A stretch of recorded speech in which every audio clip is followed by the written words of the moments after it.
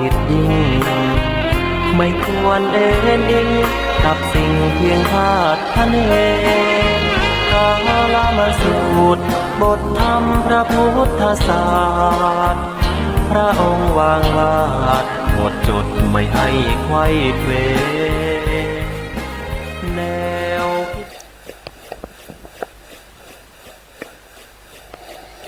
อะระหัง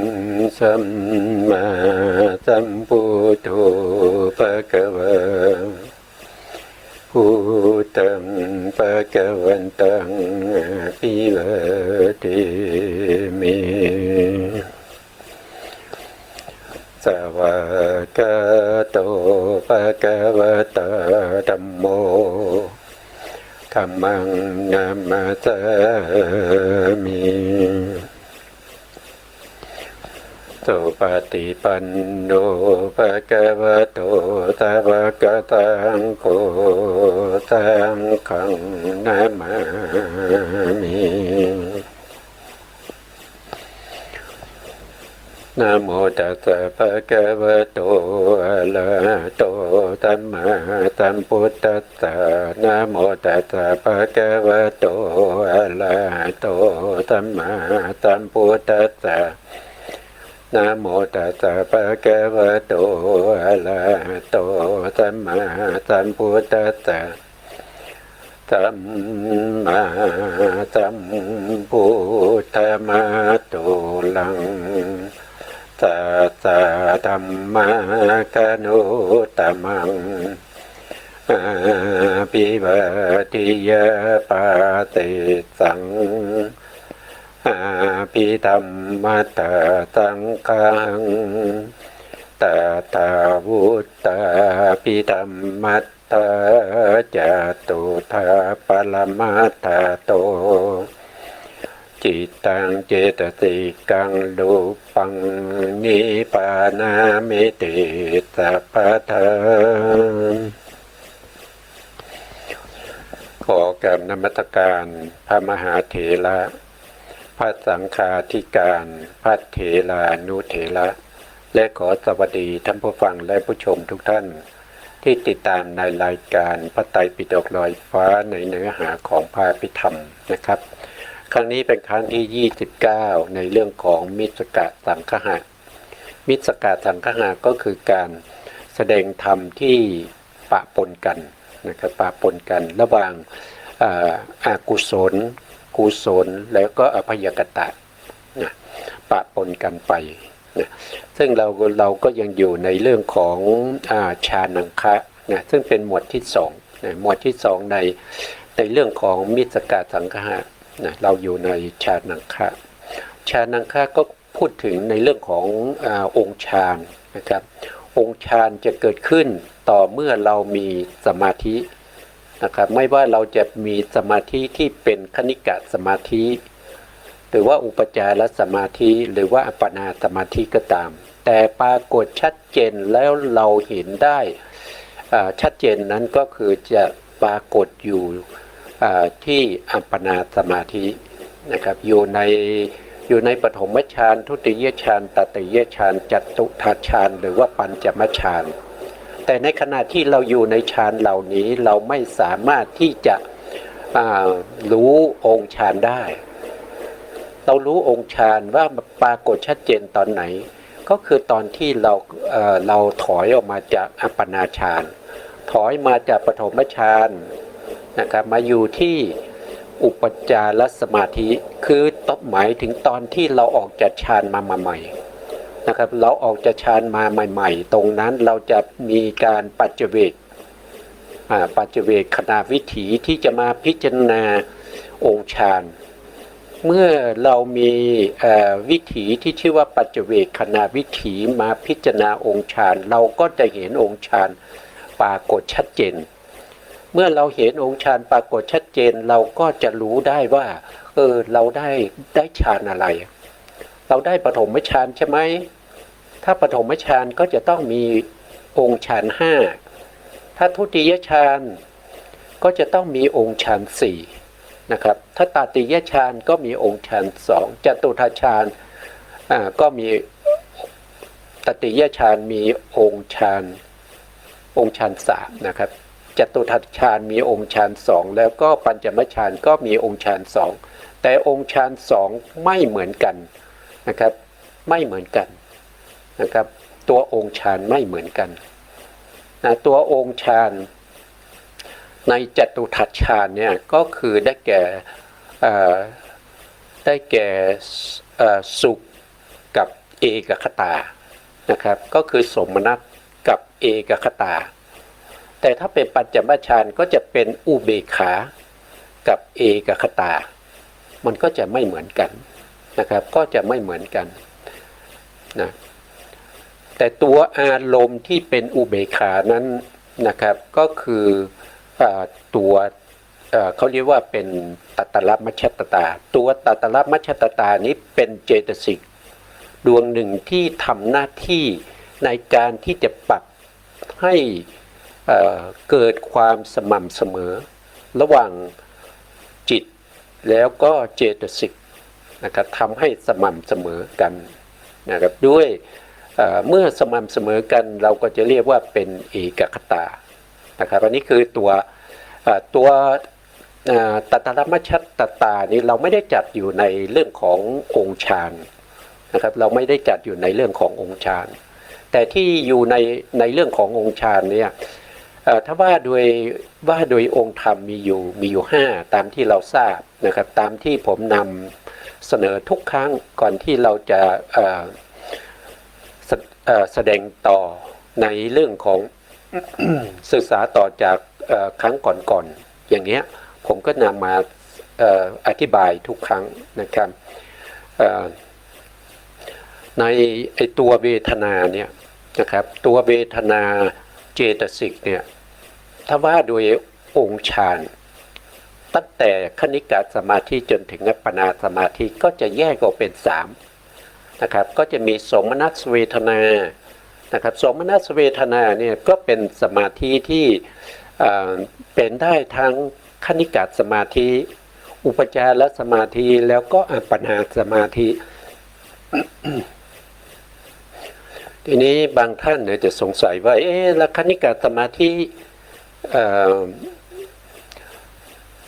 เป็นองค์ฌานเหรอนะครับก็ตอบว่าเป็นองค์ฌานนะครับเป็นองค์ฌานที่เ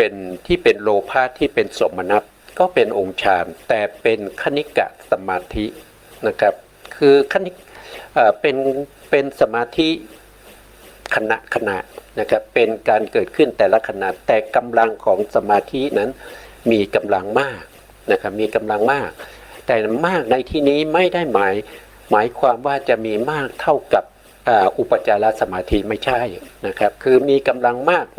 กส่วนหนึ่งนะครับมากกว่าปกตินะครับก็จะเป็นลักษณะอย่างนั้นนะครับโลภะที่เป็นสมนัสก็เข้าถึงความเป็นองค์ฌานได้โดยสมนัสเวทนาหรือว่าอุเบกขาเวทนา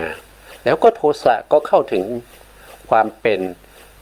องค์ฌานได้ด้วยนะครับในโทสะมูลจิต2นะฟังแล้วก็ยังเดิมทีเนี่ยเราเข้าใจว่าฌานหรือว่าสมาธิหรือว่าองค์ฌานอะไรพวกนี้มันต้องเกิดในอัปปนาฌานใช่ไหมครับแต่จริงๆแล้วมันได้ตั้งแต่คณิกะสมาธิเป็นต้นไปเพราะว่าคณิกะสมาธิก็จัดว่าเป็นสมาธิเหมือนกันนะครับเป็นสมาธิที่เป็นไปโดยปกตินะครับโดยปกติในชีวิตประจำวันของเรานะครับถ้าไม่มีสมาธิเราก็จะทำอะไรไม่ค่อยจะมั่นคงนะครับอย่างเช่นเวลาเราถ้าเป็นฝ่ายที่เป็นอกุศลเนี่ยเวลาเราไปตกปลาเนี่ยเราก็มีการเพ่งจดจ้องใช่ไหมครับเวลาเรายิงนกเนี่ยถ้าเราไม่มีสมาธิเราไม่จดจ้องเนี่ยเราก็ยิงไม่ถูกนะครับเราก็ยิงไม่ถูกยิงไปก็สเปะสปะนะครับเพราะฉะนั้นตัวสมาธิในขณะที่เรากำลังเล็งไปยิงเราเล็งไปที่นกนะครับเรากำลังจะยิงนกเนี่ยเราก็ต้องมีสมาธิที่มั่นคงอันนั้นเป็นคณิกะสมาธินะครับ แต่ตัวองค์ฌานเขาเป็นโทสะนะเขาเป็นโทมนัสนะเขาเป็นโทมนัสเพราะว่าการที่จะทำร้ายเบียดเบียนเนี่ยมันเป็นองค์ธรรมโดยปกติมันเป็นโทสะอยู่แล้วนะอันนี้ก็เป็นที่เราได้เพื่อขยายความให้พวกเราได้เข้าใจมากขึ้นนะครับครั้งที่แล้วเนี่ยผมก็พูดถึงคือเราพูดถึงตัวองค์ฌานด้วยแล้วก็ตัวที่เป็นอารมณ์นะครับตัวที่เป็นอารมณ์ที่เป็นสมาธินะครับเราก็พูดถึงอารมณ์ที่พระพุทธองค์แสดงไว้ก็จะมีอยู่40อย่างด้วยกันนะครับแล้วก็ใน40อย่างเนี่ยผมก็นำเอาเฉพาะอย่างเดียวนะครับในเรื่องของพุทธานุสตินะครับซึ่งพุทธานุสตินี้เป็นสามารถที่จะเป็นสมาธิได้แต่เป็นสมาธิระดับกลางก็คือได้แค่คณิกะสมาธินะครับคือไม่สามารถที่จะทะลุไปถึงอัปปนาได้นะพุทธานุสติไม่สามารถทะลุไปปฐมฌานได้นะครับทำไมผมเอาพุทธานุสติมาให้พวกเราศึกษาร่วมกันนะครับก็เพราะว่าเราเป็นชาวพุทธนะครับเราเป็นชาวพุทธเพราะฉะนั้นผมก็นำเสนอเรื่องของพระศาสดาของเรานะครับเพื่อให้เกิดความรู้ความเข้าใจในพระพุทธเจ้ามากขึ้นนะครับจากที่เรารู้อยู่แล้วเนี่ยเราก็จะได้มากขึ้นนะครับหรือว่าบางท่านอาจจะฟังแล้วหรือว่าดูแล้วเนี่ยผมอาจจะนำเอาสิ่งที่ท่านรู้อยู่แล้วนะครับมาเสนอท่านก็มีอะไรที่สามารถที่จะแนะนำหรือว่าสามารถที่จะท้วงติงนะครับก็สามารถที่จะทำได้โดยการคอมเมนต์มาใน Facebook นะครับใน Facebook นะของผมได้นะครับก็ผมก็จะเข้าไปดูแล้วก็จะศึกษานะครับศึกษาหาความรู้ที่ผมยังไม่รู้นะครับเพื่อที่จะทำให้ผมเนี่ยคือผมศึกษาเนี่ยมันก็จะมีศรัทธาอยู่แล้วนะครับแต่เมื่อสิ่งที่ผมไม่รู้ผมได้รู้เนี่ยมันก็จะเกิดศรัทธามากขึ้นเกิดปิตินะครับเกิดรู้สึกว่าสิ่งที่เราไม่รู้เนี่ยเราได้รู้นะครับเราได้รู้มีผู้ที่มีความรู้ท่านได้แนะนำมาอย่างเนี้ยเราก็ศึกษาร่วมกันนะครับผมก็ไม่ได้เป็นผู้ที่มีความรู้อะไรมากมายนะครับแต่เพียงแต่ว่าเป็นคนที่โชคดีมีโอกาสนะครับมีโอกาสที่ทางสถานีวิทยุวัดฝายหินนะครับพระครูสมุทรวิศวัตรนะครับท่านก็เมตตาให้มาดำเนินรายการแทนท่านพระครูปริยัติยานุศาสตร์หรือท่านดร.สวัยเทพบุญนะครับดร.สวัยเทพบุญนะครับเดิมทีเนี่ยรายการนี้เป็นรายการของท่านนะครับแต่ช่วงนี้ท่านจะเดินทางไปต่างประเทศนะครับแต่ก็ยังอยู่ในระหว่างที่เรื่องของโควิดนะครับท่านก็ให้ผมเนี่ยดำเนินรายการไ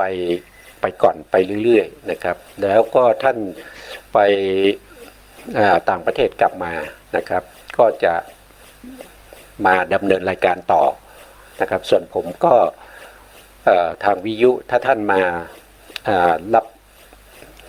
คือหมายถึงว่าท่านกลับมาแล้วมาทำรายการของท่านต่อเนี่ยผมก็คงไม่ได้ทำในเรื่องของวิทยุนะครับผมก็ยังมีใจที่จะเผยแผ่พระพุทธศาสนาแล้วก็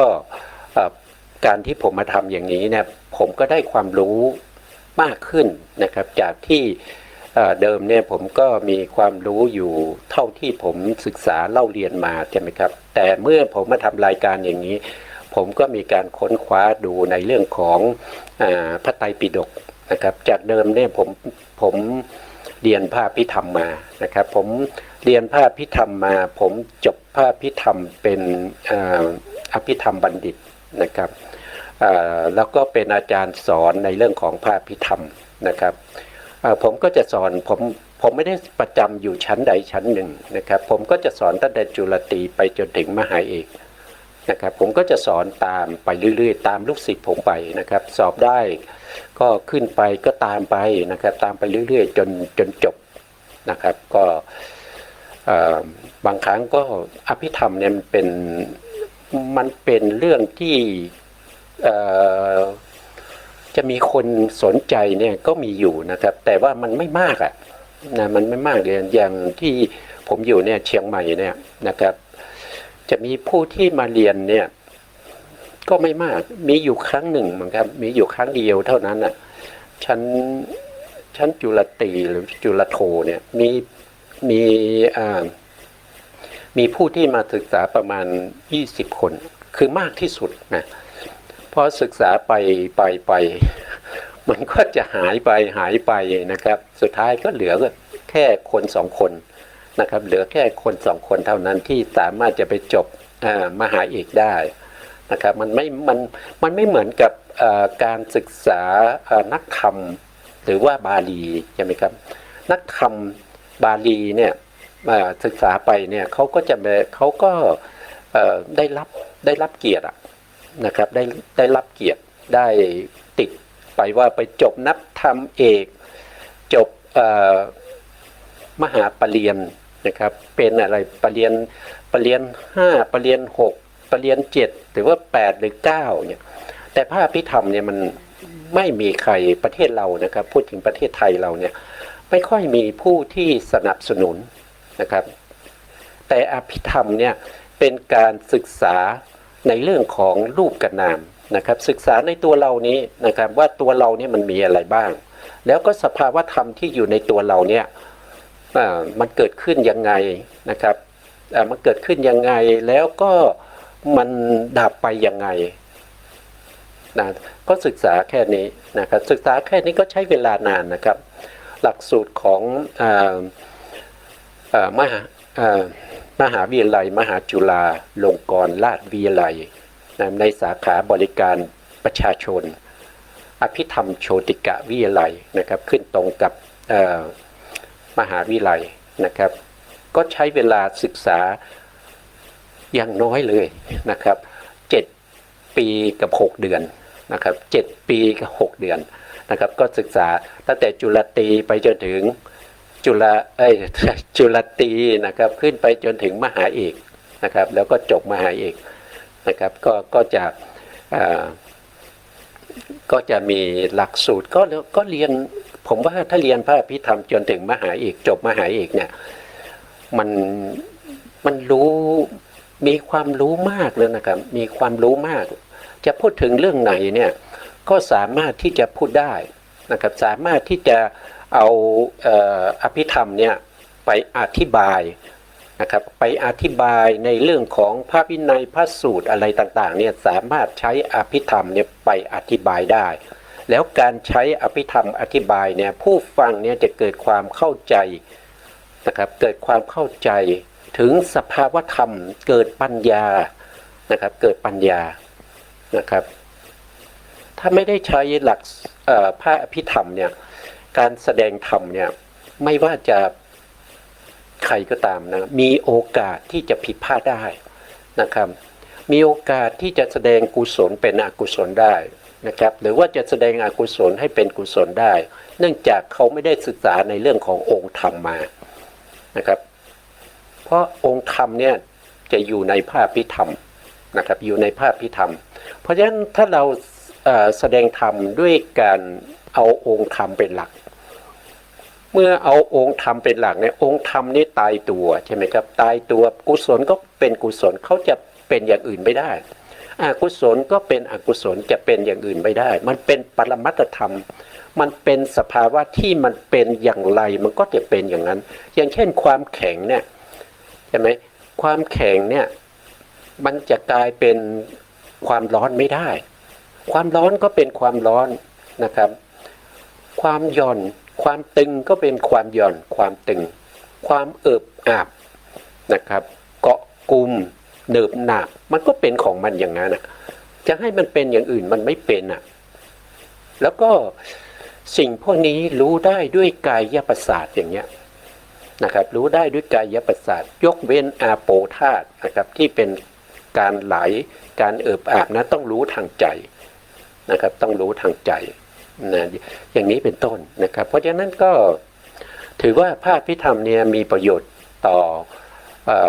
มนุษยชาตินะครับผมไม่ได้หมายถึงว่าต่อผู้เรียนเท่านั้นหมายถึงว่าอภิธรรมเนี่ยมีประโยชน์ต่อสรรพสัตว์ทั้งหลาย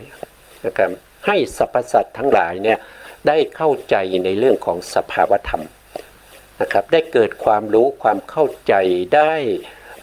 ศึกษาได้เข้าถึงอรรถรสธรรมรส ในธรรมที่พระพุทธองค์ทรงแสดงนะครับบางทีเราฟังแล้วเราไม่เข้าใจก็เพราะว่าเราไม่มีเรื่องของปรมัตถธรรมนะครับที่พระพุทธองค์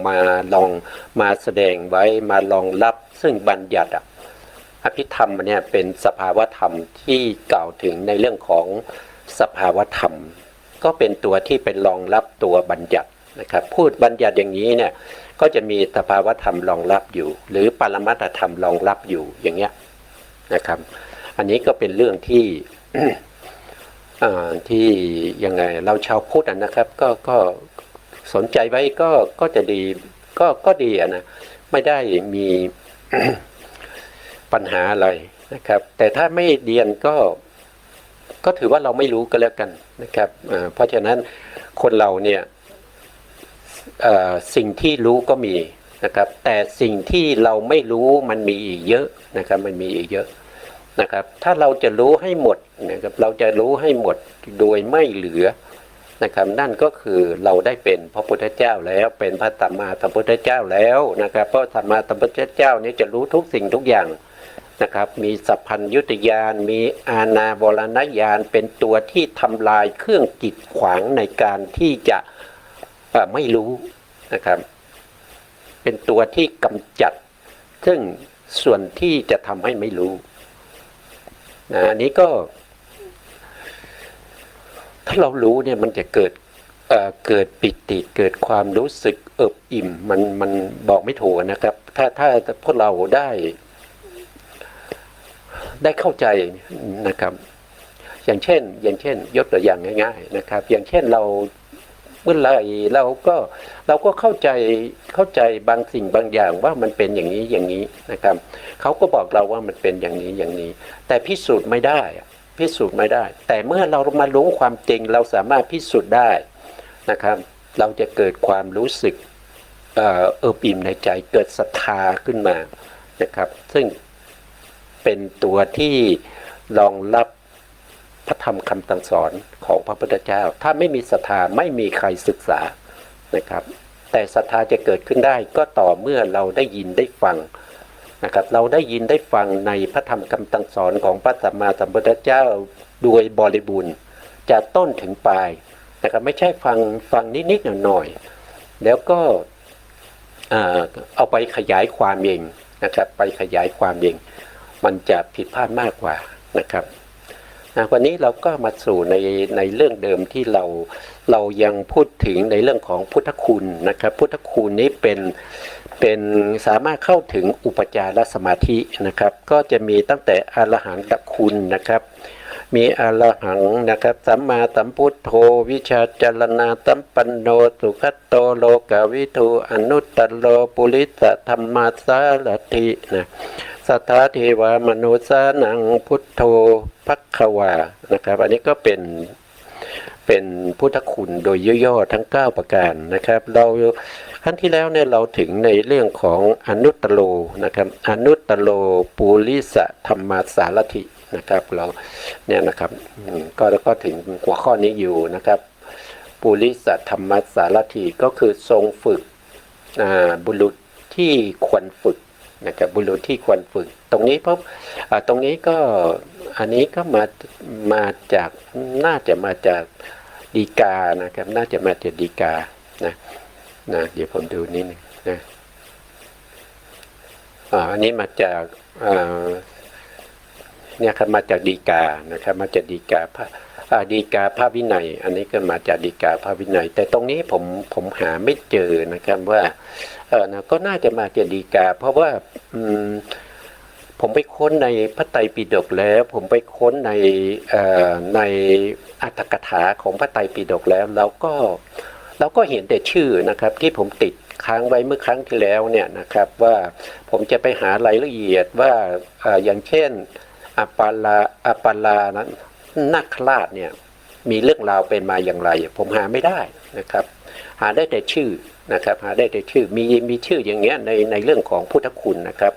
ก็จะมีชื่ออย่างนี้นะครับแต่เรื่องไม่มีเรื่องราวนะครับเพราะฉะนั้นผมหาไม่ได้ต้องขออภัยด้วยนะครับมันเป็นชั้นฎีกาเพราะว่าฎีกาเนี่ยเป็นคัมภีร์ที่ไม่มีผมไม่มีนะครับผมไม่มีแล้วก็ไม่แพร่หลายไม่ค่อยมีกันนะครับที่มีอยู่ปัจจุบันนี้ก็จะมีพระไตรปิฎกกับอรรถกถาพระไตรปิฎกนะครับหรือว่าเป็นคัมภีร์วิสุทธิมรรคอะไรพวกนี้นะครับก็จะหาเรื่องของฎีกายากนะครับไม่ค่อยมีเพราะฉะนั้นก็เอาแต่ชื่อก็พอนะครับส่วนที่จะรู้เรื่องราวก็จะมีอยู่บ้างไม่อย่างเช่นนาราคีรีนาราคีรีนี่เราก็รู้เรื่องราวนะครับเพราะว่ามีอยู่ในพระไตรปิฎกนะครับก็หามาได้นะครับอย่างเช่นสัจจกนิโคลนี้ก็มีนะครับเราก็หามาได้นะครับอย่างเช่นอัมพัทธมานพเนี่ยหาไม่ได้นะครับมีแต่ชื่อนะครับไม่รู้ว่าเรื่องราวเป็นยังไงนะครับโปกะขะเนี่ยนะครับสาติพามนี่ก็หาไม่ได้นะครับโสนทันทะพามนี่ก็หาไม่ได้นะครับกูทันตะพามนี่ก็หาไม่ได้นะครับว่าเรื่องราวเขาเป็นมายังไงที่พระพุทธองค์ทรงไปฝึกเขาเนี่ยฝึกยังไงนะครับก็หาไม่ได้นะต้องผ่านไปนะครับเพราะว่ามันไม่รู้ไปหาที่ไหนจริงๆผมไม่มีฎีกานะครับผมไม่มีคัมภีร์ฎีกานะครับก็ไม่รู้ว่าค้นหาแล้วจะเจอหรือเปล่าไม่รู้นะครับอาจจะอยู่ฎีกาหรือว่าอนุฎีกาอะไรพวกนี้นะครับผมนะทรงฝึกมนุษย์นะครับมาต่อตรงนี้ทรงฝึกมนุษย์ทั้งหลายนะครับคืออารวกยักษ์อารวกยักษ์นี่ก็มีนะครับมีในอรรถกถานะครับสุจิโลมะนี้ไม่พบนะครับอันนี้ก็ไม่ขันละโลมะยักษ์เนี่ยก็ไม่พบนะเท้าสกานี้ก็มีเรื่องอยู่นะครับเรื่องของพรหมก็พอมีอยู่บ้างนะก็มาพูดถึงพระพุทธองค์ทรงฝึกอารวกยักษ์นะครับอารวกยักษ์เนี่ยเป็นยักษ์ที่อยู่ในเมืองจำไม่ผิดก็จะเป็นเมืองอาราวีนะครับแล้วก็เป็นยักษ์ที่เขามีจริตเป็นประเภทที่เป็นโทสะจริตนะครับเอาแต่ใจนะครับแต่อยู่มาวันหนึ่งเนี่ยพระพุทธองค์ทรงไข่พยานไปเนี่ยก็อารวกยักษ์นี้ก็มาปรากฏอยู่ในไข่พยานนะครับพระพุทธองค์ก็มีความเมตตานะครับก็ไปฝึกอารวกยักษ์นะครับก็ไปถึงก็ยักษ์นี้ออกจากที่อยู่ของตนนะครับคงจะไปทำอะไรไม่รู้นะครับอาจจะไปหาอาหารหรือว่าอาจจะไปท่องเที่ยวไปนะครับหาอาหารยังไงนะพระพุทธองค์ก็ไปถึงที่อยู่แล้วก็ที่อยู่ก็จะมีอาสนะนะครับอาสนะก็คือที่นั่งนะครับอยู่ที่เดียวเป็นของยักษ์นะพระพุทธองค์ก็ไปนั่งนะครับพระพุทธองค์ก็นั่งรออยู่นะครับพอดีเมื่อยักษ์กลับมาเนี่ยมาเห็นพระพุทธองค์นั่งอยู่ก็เกิดความโมโหนะครับเกิดความโมโหจะทำร้ายพระพุทธองค์นะครับก็ดุร้ายนะครับใช้กิริยาอาการที่ไม่ค่อยจะสุภาพเรียบร้อยนะครับโดยไม่รู้ว่าผู้ที่มาเป็นพระสัมมาสัมพุทธเจ้านะครับก็มีการใช้พระพุทธองค์ทำนู่นทำนี่นะครับเข้าออกเนี่ยพระพุทธองค์ก็มีความเมตตานะครับเพราะว่าเขามีอุปนิสัยในการที่จะได้โดนตาเห็นธรรมนะครับพระพุทธองค์ก็ทำตามที่เขาบอกเนี่ยทั้งคืนนะครับทั้งคืนเลย นะครับใช้เข้าไปเอาของใช้ออก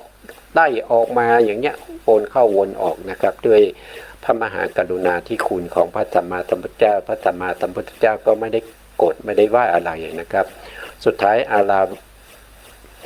ลาวกัจยักษ์นี้ก็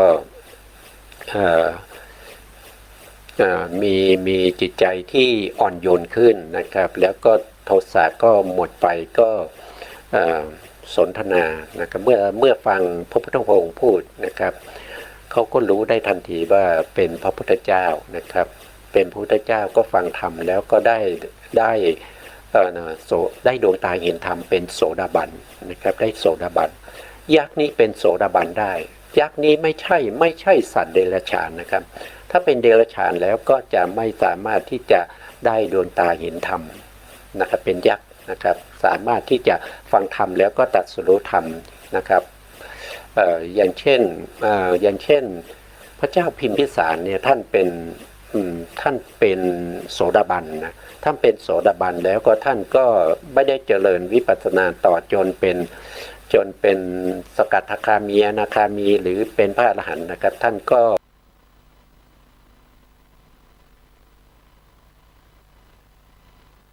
ตายไปก่อนนะครับสวรรคตนะครับเป็น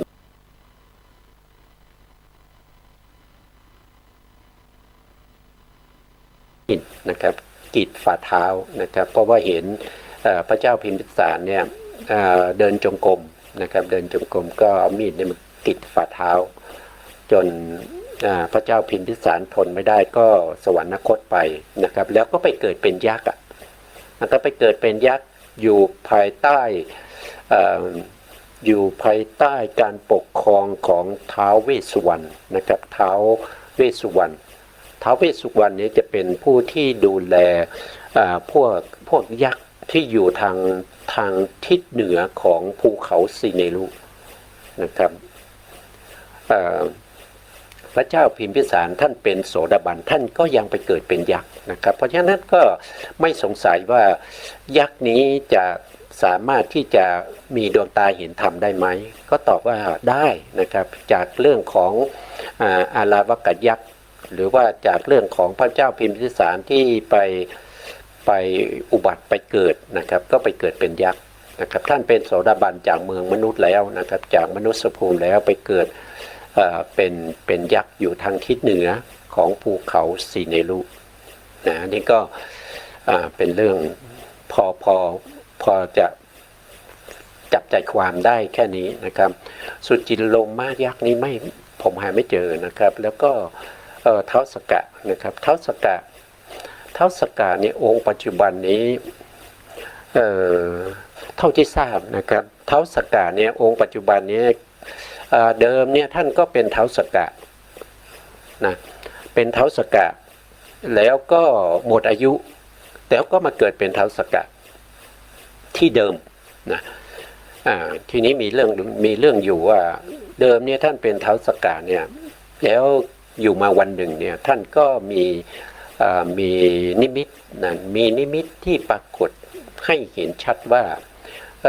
ไม่ยินดีในอาสนะไม่ยินดีในวิมานของตนเกิดความรู้สึกไม่ค่อยจะยินดีไม่ค่อยจะพอใจเหมือนทุกครั้งนะครับแล้วก็มีเหงื่อไหลออกจากใต้รักแร้นะครับใต้รักแร้แล้วก็ต้นไม้ประจำองค์นี้ก็เศร้าหมองนะครับท้าวสกะก็เมื่อรู้อย่างนี้ก็ดูนะครับสามารถที่จะดูว่าอาการพวกนี้มันมาจากไหนนะครับพอดูแล้วก็รู้ทันทีว่าตัวเองจะหมดอายุตัวเองจะตายละนะครับจะตายทีนี้ดูต่อไปว่าถ้าตายแล้วไปเกิดที่ไหนนะครับท้าวสกะก็เห็นเลยว่าตายจากความเป็นเทวดาที่เป็นอะไรเป็นพระราชานะครับเป็นเจ้าแห่งเทพเป็นท้าวสกะตายแล้วก็ไปเกิดในนรกท่านก็เกิดความเศร้าหมองนะครับเกิดความเศร้าหมองก็คิดทำยังไงนะครับจะทำไงดีนะก็นึกได้นะครับก็นึกออกว่า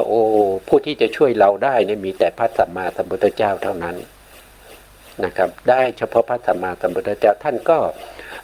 หายจากเทวดานะครับแล้วก็มาปรากฏที่วัดพระเชตวันนะครับในเวลากลางคืนนะครับแล้วก็มาถามปัญหาหรือว่ามาฟังธรรมจากพระพุทธองค์นะครับแล้วก็ได้เป็นโสดาบันนะครับได้เป็นโสดาบันเมื่อได้เป็นโสดาบันแล้วก็ปิดประตูอบายนะครับจากที่จะต้องไปเกิดในนรกเนี่ยไม่ไปแล้วนะครับก็ตายจากความเป็นเท้าสักกะคนเก่าแล้วก็เกิดเป็นเท้าสักกะในปัจจุบันนี้องค์ปัจจุบันเนี่ยก็คือองค์เก่านั่นแหละนะครับมาเกิดเป็นเท้าสักกะนะครับที่เดิมนะครับแต่เป็นโสดาบันนะแต่เป็นโสดาบันนะครับนะต่อไปในเรื่องของพรหมนะครับในเรื่องของพรหมที่พระพุทธองค์ฝึกในเท่าที่จำได้นี่ก็มีพรหมที่ชื่อว่าภกาพรหมนะครับภกาพรหมเนี่ยถ้าเราสวดมนต์ในเรื่องของชัยชนะของพระพุทธเจ้าทั้ง8ประการนะครับในเรื่องของชัยมังคละมังคลังหรือเปล่านะครับภกาพรหมนี้เป็นพรหมที่มีความเห็นผิดนะครับยึดถือเอาความเห็นผิดแต่มาปรากฏในข่ายพยานของพระสัมมาสัมพุทธเจ้านะครับพระสัมมาสัมพุทธเจ้าก็ขึ้นไปโปรดนะครับขึ้นไปโปรดนะครับเมื่อไปถึงที่อยู่ของพรหมเนี่ยพรหมก็พูดกับพระพุทธองค์โอ้สมณะโคดมมาแล้วหรือโอ้ดีมากเลยท่านมาหาที่ถูกแล้วท่านมาหาเราเนี่ยถูกต้องแล้วเราจะแสดงธรรมให้ท่านฟังนะครับพรหมนะครับพรหมนี้เป็นคนมีความเห็นผิดนะครับพระพุทธองค์เมื่อพรหมสนทนากันไปมาเนี่ยพระพุทธองค์ก็แสดงธรรมเขาก็ไม่ค่อยจะเชื่อนะครับเขาเลยท้าประลองนะครับท้าประลองด้วยการหายตัวออกไปจากที่อยู่นะครับแล้วก็ให้อีกฝ่ายหนึ่งเนี่ยตามหาอย่างเงี้ยนะครับพรหมก็หายตัวไปนะครับพระพุทธองค์ก็สามารถที่จะบอกได้ว่าไปหลบอยู่ที่ไหนนะครับพรหมหายตัวไปสองสามครั้งนะครับพระพุทธองค์ก็สามารถที่จะชี้ได้ว่าไปหลบอยู่ตรงนั้นตรงนี้นะครับพรหมก็อยู่ตรงนั้นจริงๆนะครับแล้วพรหมก็ให้พระพุทธองค์แสดงฤทธิ์พระพุทธองค์ก็หายไปนะครับพรหมก็ตามหาไม่พบนะตามหาไม่พบ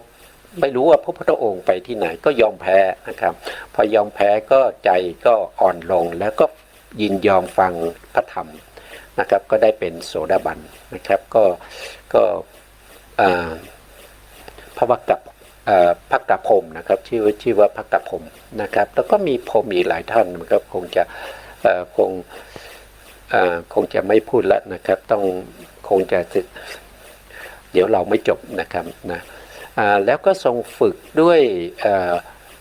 วินยุบายนะครับก็คืออุบายต่างๆนะครับคือวิธีหลากหลายนะครับเช่นที่พระพุทธองค์ทรงตรัสแก่เกสีนะครับเกสีนี่ก็เป็นอะไรเป็นคนฝึกม้านะครับน่าจะเป็นคนฝึกม้านะครับดูก่อนเกสีเรานำบุรุษที่พึงฝึกได้ทั้งหลายด้วยวิธีนิ่มนวลบ้างนะครับก็พระพุทธองค์คือเกสีเนี่ยเขาเป็นอะไรเขาเรียกว่าอะไรเป็นคนฝึกม้านะครับเป็นอาจารย์หรือเปล่าอาจารย์ของม้านะเป็นการเขาจะเป็นคนที่ฝึกม้าแล้วก็เป็นผู้เชี่ยวชาญในเรื่องของการฝึกม้าเนี่ยนะครับวันหนึ่งนะครับพระพุทธองค์เข้ามาปรากฏในไข่พยานน่าจะเป็นอย่างนั้นนะครับแล้วพระพุทธองค์ก็ไปหานะครับไปหาเขาที่สนามฝึกม้านะแล้วก็สนทนากันนะครับเกสีท่านเกสีนี่ก็บอกว่าเรานี่ก็ฝึกม้าสามารถที่จะฝึกม้าให้มีให้เชื่องนะครับสามารถที่จะเอาม้าไปทำงานได้ทำโน่นทำนี่นะครับได้นะครับแล้วท่านทำอะไรนะครับท่านทำอะไรนะครับมาเที่ยวขอทานหรือนะครับพระพุทธองค์ ก็บอกว่าเราก็ฝึกเหมือนกันนะครับแต่เราฝึกคนนะครับเราฝึกคนก็วิธีการฝึกของท่านเป็นยังไงนะครับ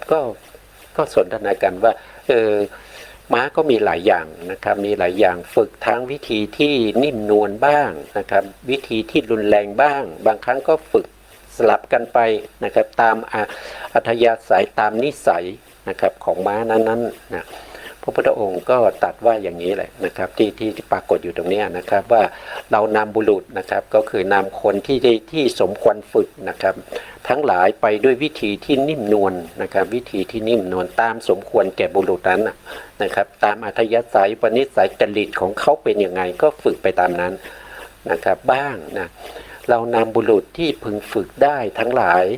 ไปด้วยวิธีรุนแรงบ้างนะครับบางคนก็ต้องมีการรุนแรงนะครับหรือมีรุนแรงอย่างเช่นผู้ที่ถูกพระพุทธองค์ไล่นะครับก็จะมีภิกษุที่ตามดูพระสรีระของพระพุทธองค์นะครับชื่อว่าอะไรนะพระอะไรพระวักกลิกนะครับพระวักกลิกนี้เป็นผู้บวชด้วยศรัทธาอะไรศรัทธาในเรื่องของรูปกายของพระสัมมาสัมพุทธเจ้านะครับเมื่อไปฟังธรรมแล้วก็เห็นพระสัมมาสัมพุทธเจ้าแล้วก็เกิดความศรัทธาเกิดความเห็นรูปของพระพุทธองค์แล้วก็รู้สึกชอบใจติดใจนะครับติดใจในรูปนะติดใจในรูปของพระพุทธองค์พระพุทธองค์มีลักษณะพิเศษนะครับที่เราเรียกว่าเป็นลักษณะที่เป็นมหาบุรุษนะครับมหาปุริลักษณะ32ประการอนุพยัญชนะ80นะครับเมื่อเขาเห็นแล้วเขาก็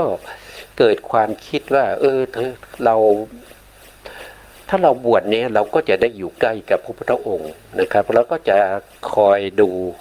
นะครับคอยดูพระพุทธองค์ได้ตลอดนะครับแต่ถ้าเราไม่บวชเนี่ยมันก็จะยากนะครับจะยากไม่สามารถที่จะตามดูพระพุทธองค์ได้นะครับก็เกิดศรัทธาอยากจะเห็นพระพุทธองค์ตลอดเวลาอย่างนั้นพูดอย่างนั้นนะครับก็มาขอบวชพระพุทธองค์ก็ให้พระสารีบุตรหรือว่าใครนะครับเป็นอุปชาบวชให้นะครับบวชแล้วท่านก็รับอาสาเป็นผู้ที่จะดูแลพระพุทธองค์สมัยนั้นยังไม่มีบุคคลที่เป็นอุปถากนะเป็นอุปถากคอยดูแลพระพุทธองค์นะครับก็เป็นประจำนี้ยังไม่มีนะครับก็มีพระภิกษุที่เวียนกันมานะครับพระวักกลิกนี่ก็ขอนะครับขอเป็นผู้ที่ดูแลพระพุทธองค์ติดตามพระพุทธองค์ทุกฝีก้าวนะครับพระพุทธองค์ก็รู้นะครับพระพุทธองค์รู้แล้วนะครับแต่ก็ยังรออยู่รออะไรก็คือรอในเรื่องของความสม่ำเสมอของอินทรีย์นะครับของอินทรีย์ของพระวักกลิกนะครับเพราะเขามีอัธยาศัยที่จะตรัสรู้เขาจะมีอัธยาศัยที่จะบรรลุธรรมได้นะครับพระพุทธองค์ก็ไม่ได้ว่าอะไรนะครับปล่อยไปนะครับจนในที่สุดอินทรีย์แก่กล้าพระพุทธองค์เห็นอัธยาศัยอินทรีย์ทั้งหมดแล้วเนี่ยพระพุทธองค์ก็ใช้วิธีรุนแรงนะครับไล่พระวักกลิกนะครับอย่ามาอยู่แถวนี้ไปเธอจงไปนะครับจะมาตามดูอะไรร่างกายเปื่อยเน่านี้นะครับให้ไปศึกษาธรรมนะครับศึกษาธรรมถ้าเธอเห็นธรรมเธอก็เห็นเรานะแต่พระวักกลิกนี่ก็ไม่เข้าใจเกิดความน้อยเนื้อต่ำใจนะก็หนีไปแล้วก็ไปโดดภูเขามั้งว่าโดยย่อๆนะครับไปโดดหิวนะครับพระพุทธองค์ก็ในขณะนั้นพระพุทธองค์ก็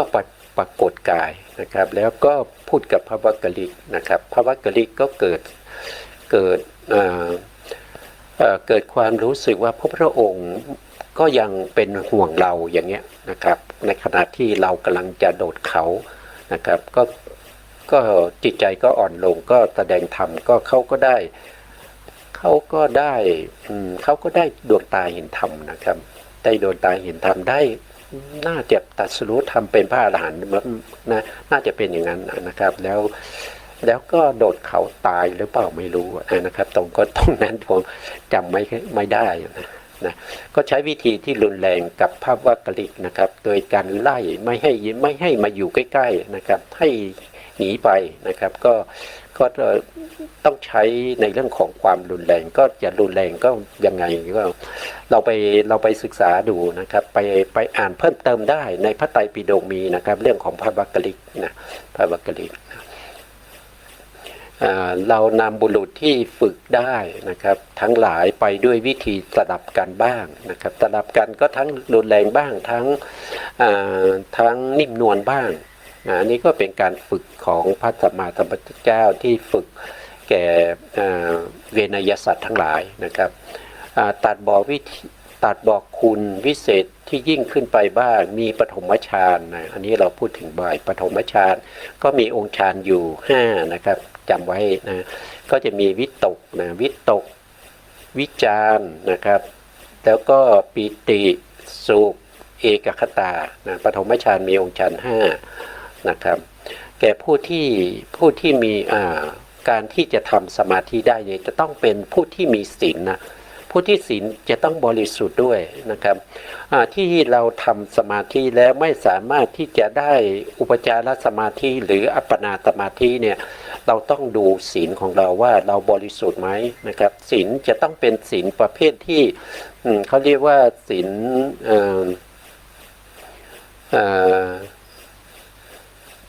ศีล4นะครับชื่ออะไรนะผมลืมทุกทีนะครับจตุปาริสุทธิศีลนะครับก็คือมีปาติโมกข์สังวรนะครับอันนี้ก็คือถ้าเป็นพระภิกษุสงฆ์ก็จะต้องรักษาศีล227 ข้อถ้าเป็นฆราวาสนะครับเป็นอุบาสกอุบาสิกาก็จะเป็นศีล5หรือศีล8อย่างเงี้ยนะครับให้บริสุทธิ์นะครับติตินไม่ได้เมื่อเราเลือกถึงศีลข้อที่1ปาณาติบาตเราก็บริสุทธิ์ผุดผ่องเราไม่มีใจที่จะคิดฆ่าไม่เคยฆ่านะครับไม่เคยเบียดเบียนสัตว์มีแต่เมตตาสงสารนะข้อที่2อาทินนาทานอย่างเงี้ยเราก็ไม่เคยคิดที่จะเพ่งเลงจะเอาของคนอื่นนะครับมาเป็นของตัวนะ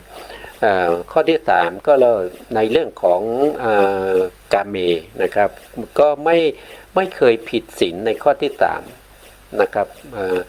ไม่เคยผิดศีลแม้แต่คิดก็ไม่เคยทำอย่างนี้นะครับแล้วก็ข้อที่4ก็ไม่เคยมุสาไม่เคยสอดเสียดเนี่ยเรื่องของวาจาทุจริตทั้งหลายไม่เคยทำนะครับยาเสพติดสุราทั้งหลายก็ไม่มีใจที่จะเสพนะ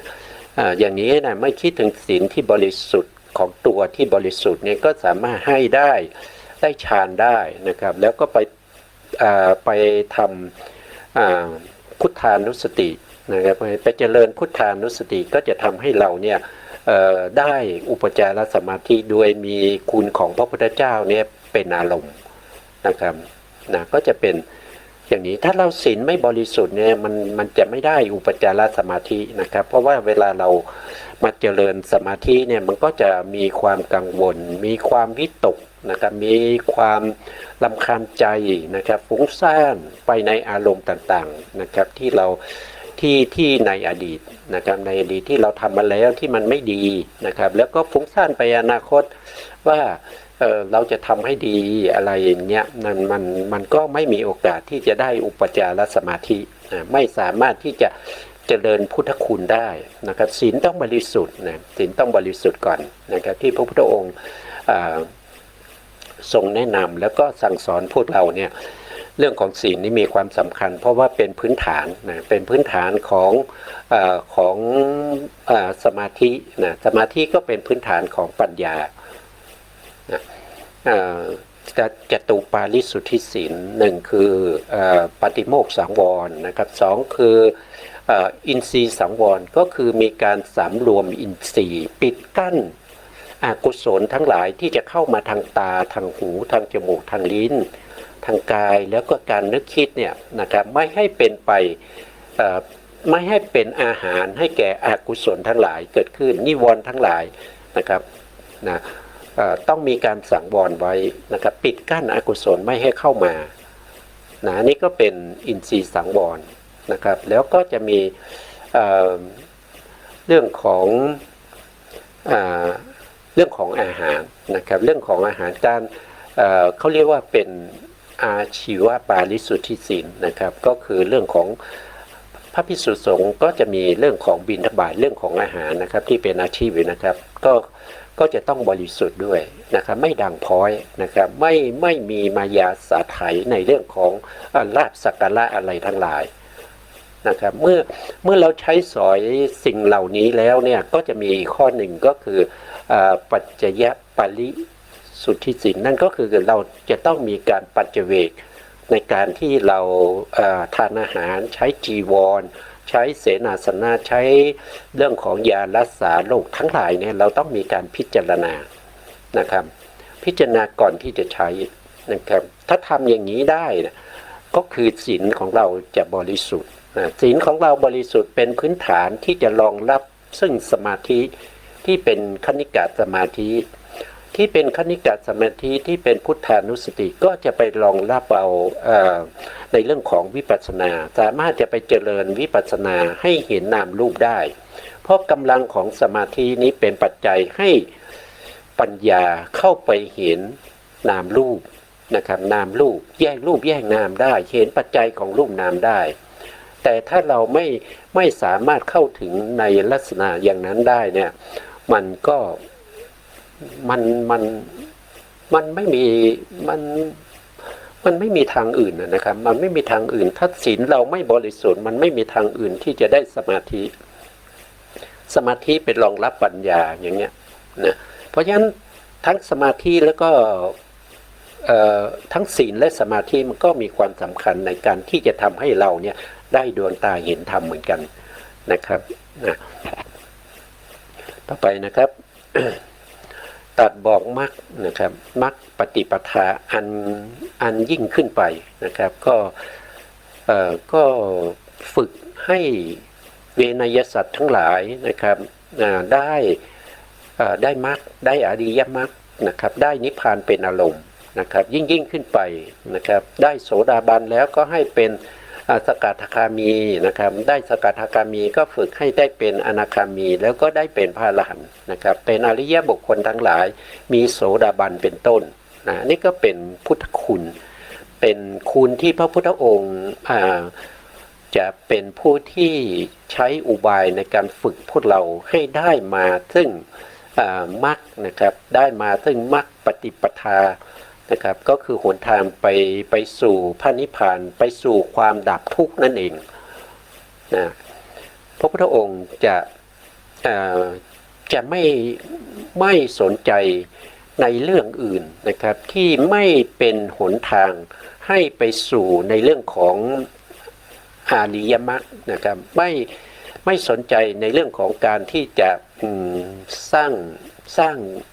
วัดสร้างวาสร้างนู่นท่านนี่นะครับพระพุทธองค์จะมอบเรื่องนี้ให้แก่พระภิกษุนะครับรูปใดรูปหนึ่งเป็นผู้ที่คอยดูแลนะครับและพระพุทธองค์ไม่ได้สนใจนะครับว่าจะนะครับแต่สนใจในเรื่องของจะทำยังไงให้พระสาวกของพระพุทธองค์เนี่ยได้ดวงตาเห็นธรรมอย่างน้อยๆได้ดวงตาเห็นธรรมนะครับหรือว่าได้ตรัสรู้เป็นพระอรหันต์นะครับนะพอพระพุทธองค์จะลื้อขนสัตว์ทั้งหลายเนี่ยให้เข้าสู่พระนิพพานให้ได้มากที่สุดนะครับด้วยการตั้งปณิธานมาตั้งแต่เท่าไหร่20 อสงไขยแสนมหากัปที่ตั้งความปรารถนาจะเป็นพระพุทธเจ้าแล้วนะครับตอนที่เป็นชายยากจนนะครับมีอาชีพเป็นอะไรเป็นคนที่หาฟืนนะครับหาฟืนไปขายนะครับแล้วก็เอาเงินนี้มาเลี้ยงชีพเลี้ยงชีพตัวเองกับแม่นะครับก็เลี้ยงชีพด้วยการหาฟืนแล้วก็วันหนึ่งก็เจอพระภิกษุรูปหนึ่งนะครับ ก็อยากจะทำบุญนะครับก็ดูแล้วก็ไม่มีอะไรมีแต่ผ้าเนี่ยมีแต่ผ้าเก่าๆที่ตัวเองใช้อยู่เนี่ยนะครับก็เลยน้อมถวายพระภิกษุนะครับน้อมถวายพระภิกษุก็รับแล้วก็ให้พรก็ตั้งความปรารถนาว่าด้วยคืออันนี้พูดถึงครั้งแรกนะครับครั้งแรกที่ตั้งความปรารถนาจะเป็นพระพุทธเจ้านะครับก็ตั้งความปรารถนาด้วยบุญนี้ที่ข้าพระองค์ได้ถวายผ้านี้จงเป็นพระวปัจจัยให้ข้าพระองค์ได้สัพพัญญุตญาณในอนาคตข้างหน้านะครับอันนี้เป็นการตั้งความปรารถนาครั้งแรกนะครับบางที่บางอาจารย์ท่านก็บอกว่าการตั้งความปรารถนาครั้งแรกของพระพุทธเจ้าก็คือการที่ไปหาทรัพย์นะครับไปกับเรือสำเภานะครับไปเมืองไปสุวรรณภูมินะครับเพื่อจะไปค้าขายไปอะไรเนี่ยแล้วก็พาแม่ไปด้วยนะครับแล้วก็เรือเกิดอับปางนะครับก็แบกมันดาเนี่ยว่ายข้ามน้ำทะเลมหาสมุทรมานะครับด้วยบุญนั้นนะครับก็ตั้งความปรารถนาเป็นพระพุทธเจ้านะครับอันนี้ก็มีอยู่สองในนะครับเท่าที่ดูนะครับก็มีทั้งสองในนะครับแต่ยังไม่รู้ว่าการตั้งความปรารถนาเป็นพระพุทธเจ้าครั้งแรกของพระพุทธเจ้าของเราเนี่ยโคตมะเนี่ย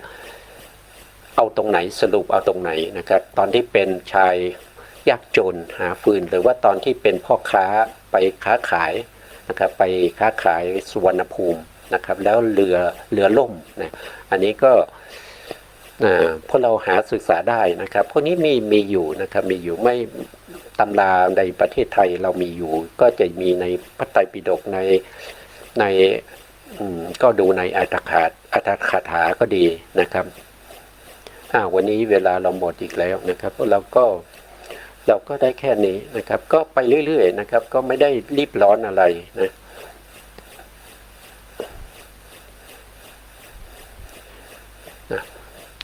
การศึกษาเราก็ไปเรื่อยๆทำไปเรื่อยๆนะครับเพื่อให้เกิดความรู้ความเข้าใจที่มากขึ้นนะครับสุดท้ายนี้นะครับก็ขอกราบขอบพระคุณพระครูสมุทรวิศวัตรวรกิจโจผู้อำนวยการสถานีวิทยุเพื่อการศึกษาพระพุทธศาสนาและวัฒนธรรม FM 104.5 เมกะเฮิรตซ์วัดฝายหินจังหวัดเชียงใหม่และขอกราบขอบพระคุณพระครูปริยัติยานุศาสตร์ขอบคุณท่านผู้ฟังและผู้ชมทุกท่านที่ติดตามในรายการพระไตรปิฎกลอยฟ้าในเนื้อหาของพระอภิธรรมครับพบกันใหม่ในโอกาสต่อไปครับสวัสดีครับอนุเถระทุกรูปที่ติดตามรับฟังรายการนี้